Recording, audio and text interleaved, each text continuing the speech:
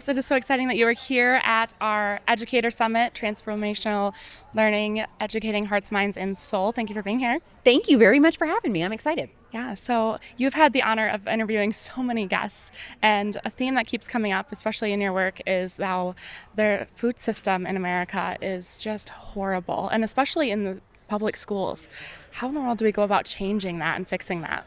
Yeah, so we're seeing a lot being done with that with RFK and the MAHA movement right now. And I think what's really important is the food in our schools matters so much because it is directly impacting how students are learning. A lot of the attention issues and inability to sit still, I think, has a lot to do with what they're consuming at breakfast and lunch.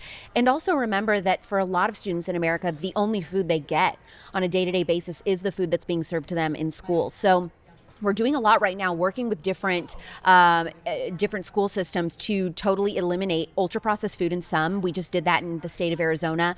Artificial dyes, of course, and that's also being banned from our food system entirely.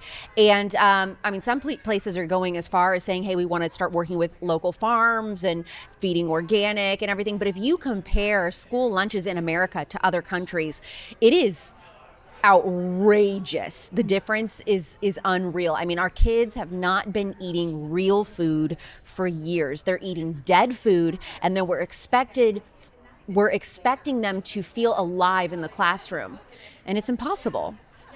Well, I'm so thankful for the work you're doing to bring awareness to that. Of course, your podcast, Culture Apothecary, you ask people how to heal a sick culture. So from your perspective, how do we heal the sick culture that is impacting education in America? If you were to put a plant in the same environment that we are expecting our kids to thrive and learn, it would die. There's hardly any sunlight. The air is stale. The water is compromised with arsenic and fluoride and all kinds of stuff in the tap water.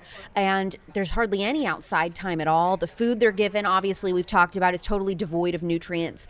And so I think when you think about that in terms of our children, it's no wonder that they are really failing to thrive in our public education system. So there's so much to be done there. So, Lord willing, both of us will become mothers one day after, we get something really shiny on our hands. Yes. How are you hoping to raise your future children when it comes to what is the best way to educate them?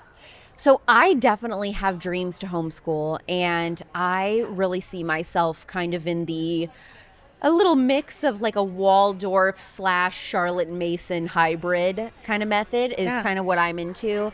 I really, really love focusing before the age of 8 on imaginative play and outside time.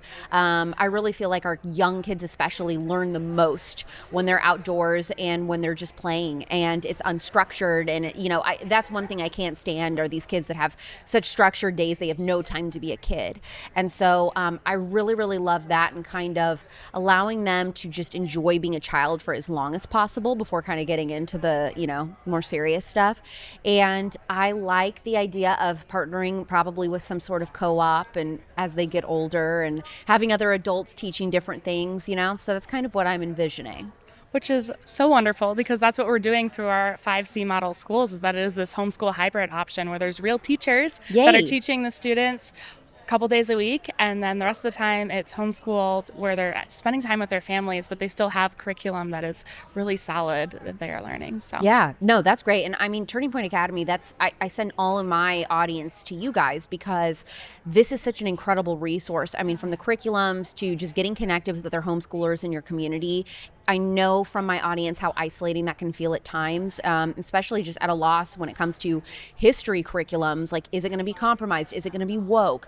Is this true American history? And so I love what our Academy program has been able to do with creating those materials for free for parents to have access to. So yeah, this is one of my favorite, if not my absolute favorite department of Turning Point USA. Well, thank you so much. And we're excited to have you speak here. Thank you. Me too.